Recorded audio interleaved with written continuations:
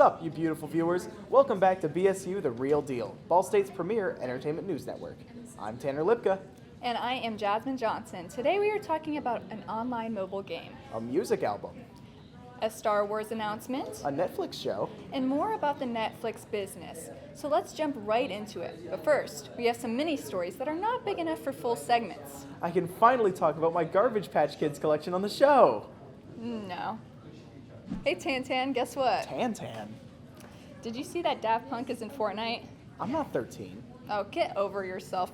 Anyways, they made it into the game and get a whole event tied to them. Like Travis Scott. Exactly. They blowed up. Cool. What else do you got? Oh, did you know that EA Sports was bought by the Saudis? The Saudis? Yes, a Saudi consortium called the PIF has agreed to acquire EA Sports for 55 too much monies. Wait, whoa. This is the not important enough for full segment? Uh-huh. That does not sound too small for a segment. There are so many possible consequences. Real agents in Hollywood are fighting over the right to be the sole agent for an AI actress named Tilly Norwood. Wait, that is also so important. We need to talk about this. Tanner, we have some other segments in this episode. The Summer I Turned Pretty ended, and everyone cared for exactly 5 minutes. Okay, well that one is small news. But we should really discuss the actual real-world ramifications of an actress being a... And that's all we have for mini stories. Now on to a segment that is actually important enough to discuss in detail. I can't believe this is the important stuff. Okay, hey, everyone, as of recently, the over 9-year-old spin-off of Clash of Clans has been surging in popularity yet again. Over the summer, the game gained a large amount of players and is still currently the top free game on the Apple App Store. But why is this 9-year-old game suddenly getting popular again? Well, this is because the streamer... Jinxie? Who is Jinxie? Am I getting old? Oh my god. Yeah, you're right. Thanks, man. I needed that.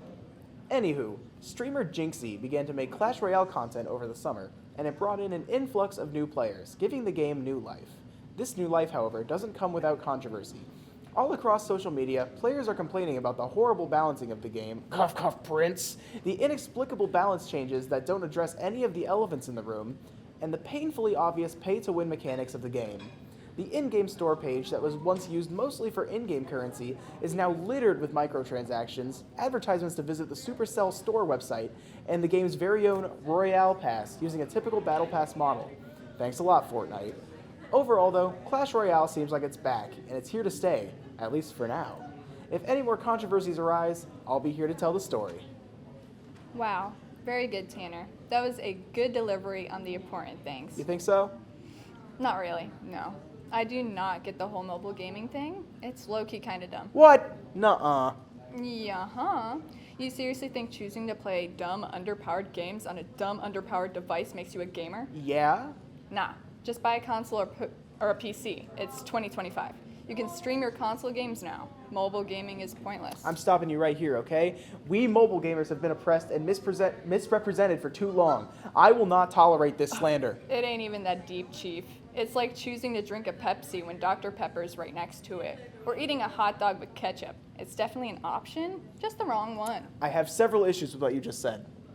That tracks. But we don't have time for that. We have more important news to move on to. No, wait. Mobile gaming is a valid option. Hey Real Doers, today I am burdened with glorious purpose. That purpose being news about the new 21 Pilots album, Breach.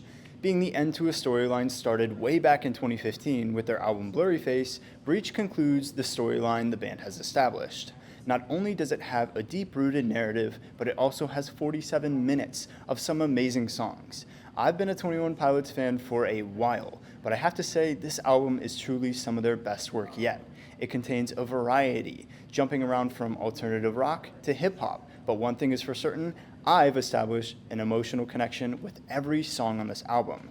Each song seems to speak to a different situation, going over negative topics such as anxiety, addiction, and longing, but also shining some light on positive topics such as finding community, fighting for what's right, and ultimately overcoming the shame that addiction brings and finding control under your circumstances. Now, I could keep rambling on about how much I love this album. Trust me, I could do it for hours. I have the tattoo to back it up. But I think I should also bring up the relevance on a bigger level. Breach was the biggest rock album of the past 6 years, selling 200,000 album units in its first week. That's not to mention its Spotify statistics getting 16 million streams on its first day. It's clear that the dynamic duo has made waves in the media world, and I'm sure it'll continue to as it is nominated for the awards in the future. Sadly, it's not quite eligible for most of the awards this year, as it was released a little too late to qualify, but look out for 21 Pilots this next year. After the impact they've made, it'll be hard to miss them at the next American Musician Awards. In conclusion, I highly recommend 21 Pilots' newest installment of songs that speak so intricately to both the heart and the mind. This has been your resident 21 Pilots nerd, signing off. Oh my god. What was that? There's lore. And they concluded it, I guess? I just can't believe there's only 2 of them. What happened to the other 19? I don't know, Hoss. I'm gonna look it up real quick. You just look at the camera and say hi or something. Hey. Do you think they killed the other 19 pilots? No, I don't. Okay, so I found an entire wiki dedicated to this shit. Here, look, listen to this. Okay, I'm listening. Basically, there's a world called Trenched and a city called Dima. Joseph is from there or something. He's one of the 2 pilots, and Trenched is his mental health world? No way, give me that. Holy crapoly, there's so much here. I know. This whole imaginary mental health world reminds me of something else. You ever heard of Wikipedia? No. Okay, it doesn't matter, but like, wow. This whole thing could make history if the Quickie Farms ever got a hold of this. What are you even talking about? Look up Geno Samuel when you have 30 hours of free time. Alright. Hey, did you get to the bit about the trash dragon? Yeah, it says here that he's not actually made of trash. That's just his name. Fun. Call me a hater, but there's way too much here. Oh, faux show. But I think I'm a fan. I'm just gonna skip to the end. It says the whole storyline ends with a sort of cycle, but being put into place where Joseph doesn't take down the system, but joins it instead. The cycle continues? I guess so. Insert a COD Zombies joke about cycles or something, but I'm bummed out now. Me too. Luckily, Seth is going to do a segment on the future of Star Wars next. Take it away. If they won't let me do my segment, then I just won't let them do theirs. That sounds fair, right? Right? There's a new horror movie making the rounds lately, and I did try to talk about it last week, but was very rudely pushed to the side. So this week, let's actually get to a him movie review. If you went to see this movie because you saw Jordan Peele's name attached to it, I totally understand. However, he only produced the movie, so not a lot of credit goes to him. Justin Tipping, the director of the movie, has a lot to be credited with. The first 20 to 30 minutes of the movie set up the life of our protagonist, Cam, who is a football prodigy trying to go to the movie's version of the NFL. Cam suffers a blow to the head before going to the combine, but luck is on his side because Isaiah White, the best football player ever, wants to train with him. The rest of the story goes through a week-long training arc where Cam slowly delves into the depravity of professional sports. After an hour of some kind of plot trying to be explained, we get to the big finale, where Isaiah and Cam go head-to-head to see who the real GOAT is. Cam emerges victorious after a battle littered with visual effects and close-ups, and then he goes on a killing spree. The fight and killing spree are really cool. However, they are immediately after a really confusing and poorly explained plot. The movie isn't that great. The highlights of this movie are the acting, the music, and Marlon Wayans. The lowlights are mainly the visuals and the plot. The camera work for this movie doesn't capture many of the crucial moments, with some actions taking place right outside of frame, probably to save on the budget. The plot is also strange. This movie really wanted to cram everything into an hour and a half while being complex and vague, which seems to be what this movie prides itself on. The twist ending that this movie tries to surprise everybody with just ends up being way too convoluted. In short, this movie tries to be a lot, but just ends up being a disappointment, which somebody called me at some point in my life. But anyway, I should probably give the show back to the hosts before they realize what I've done. So, bye. Man, I am so excited to get back into Star Wars season. I know the last ones weren't well received at all, but I still like going to the theaters for them. I know, and Baby Yoda on the big screen, that's what I'm excited for. Who? Baby Yoda from The Mandalorian. I think I would remember if Boba Fett met Yoda's kid. The show, Tanner, on Disney+. Oh, nah, Chief, I ain't know nothing about that. I can't afford streaming services. Hey, that's actually the perfect segue for our last segment. Oh, no, not yet. I see. Our next segment, Jasmine, is still streaming related because Amelia is going to yap about the new season of Monster on Netflix. Take it away, Amelia. Thank you, Tanner. It's now October, which means it's spooky season, which means the perfect way to celebrate is by traumatizing oneself by watching horror movies or TV shows. Do I dare say it's my favorite time of the year? Yes. This October, I decided to kick off spooky season by watching the newest monster series on Netflix, The Ed Gein Story. For those of you who are not familiar with what Monsters is, it's a limited series which follows the story of some of the most famous murderers and serial killers. Season 1 followed the story of Jeffrey Dahmer, and Season 2 covered the Menendez brothers. Now we have the story of Ed Gein, the Butcher of Plainfield, or the Plainfield Ghoul, a seemingly harmless loner in Plainfield, Wisconsin, who, after the death of his mother, robbed the graves of multiple women and committed 2 murders between 1954 and 1957. Gein's notoriety wasn't from his grave robbing and killings, but from the gruesome mutilation of his victims and the house of horrors he created. I won't say anything else, so we don't get censored, so if you're curious, Google him. I have a lot to say about this series and a lot of mixed emotions, but I can't yap forever, otherwise our producers will get mad at me, especially Allie, but I'll whittle it down my take on this to what I liked and disliked about the series. I'll start off with the dislikes. Firstly, there were multiple historical inaccuracies. One example is in the final episode where we see Gein giving the FBI information and tips to catch serial killer Ted Bundy. But this never happened, and there's no record of the FBI interviewing Gein about Bundy. Now obviously when you make a movie inspired by true events, it's not uncommon to fabricate some events in order to give the film some edge and emotion. But there's a line between staying true to the story while adding entertainment and just lying about events. Secondly, I didn't care how they tried to humanize Gein's character toward the end and tried to make us feel sorry for what he did. Almost like they were excusing his actions because he was too insane. Wasn't the whole idea supposed to be that he was a monster? Okay, lastly, I can't think of a last one. Oh well, now for what I liked about the series. Firstly, the acting is incredible, and every single performance in this series is just chef's kiss, specifically the performance of Charlie Hunnam. Hunnam's portrayal of Gein is incredible, and he was just as chilling and horrifying as I had expected him to be. There was rarely a moment where I didn't find myself wanting to look away in horror or feeling my mouth drop open in shock and disgust. His actions and overall portrayal, minus the voice, were just perfect. The voice was kind of ridiculous, though. Secondly, how they were able to use visuals to connect with the horror films inspired by Ed Gein were genius. Now, if you didn't know, Ed Gein inspired 3 critically acclaimed horror films: Psycho, Texas Chainsaw Massacre, and Silence of the Lambs.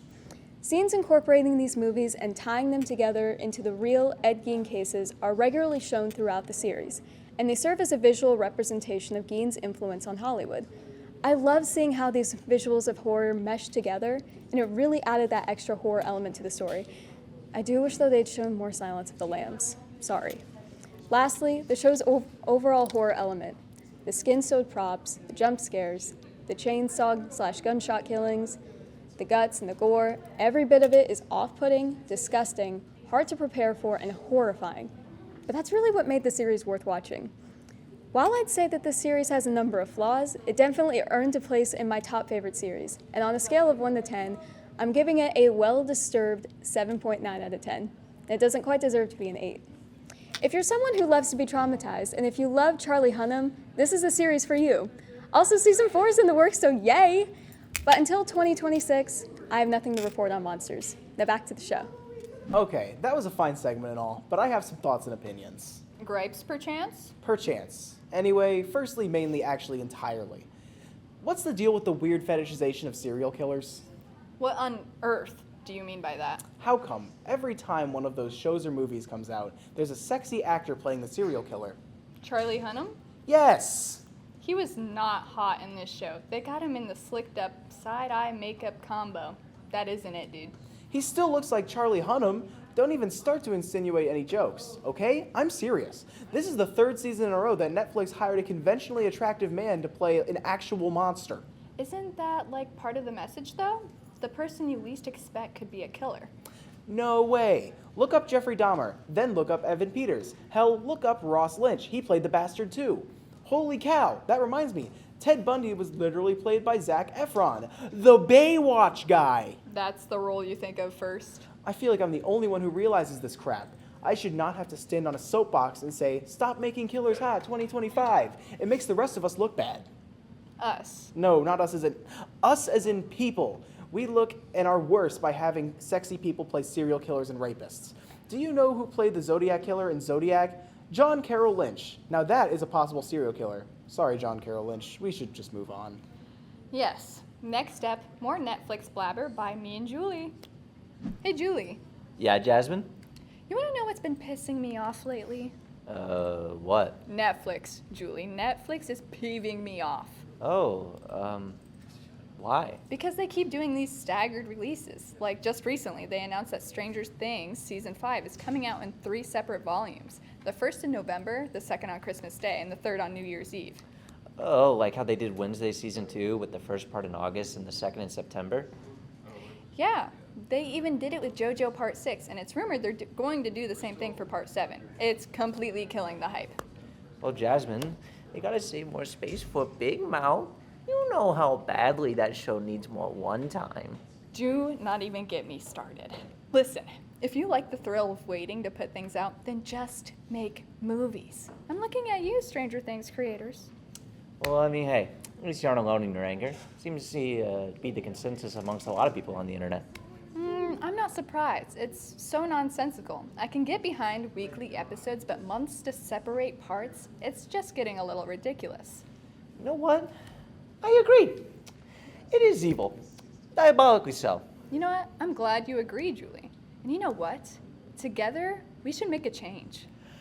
I totally agree. We I should think march down to Netflix headquarters and talk to their boss. Yeah, we should totally do that. Yeah, from Muncie, Indiana to, hold on, Los Angeles, California. What do you say, Julie? Are you with me?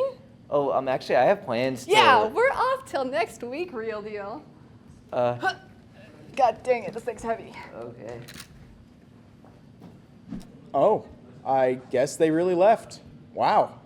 I guess that means I get to be the host by myself. Heck yeah! Well, I guess this is the end of our show this week, but make sure to tune in for the next one. If you enjoyed this episode or any others, make sure to like and subscribe on YouTube, follow us on all our social media accounts, and subscribe to our TikTok. Thank you for watching BSU The Tanner Deal. BSU Tanner's Deal? The real Tanner? I'll workshop it. Bye-bye, everyone.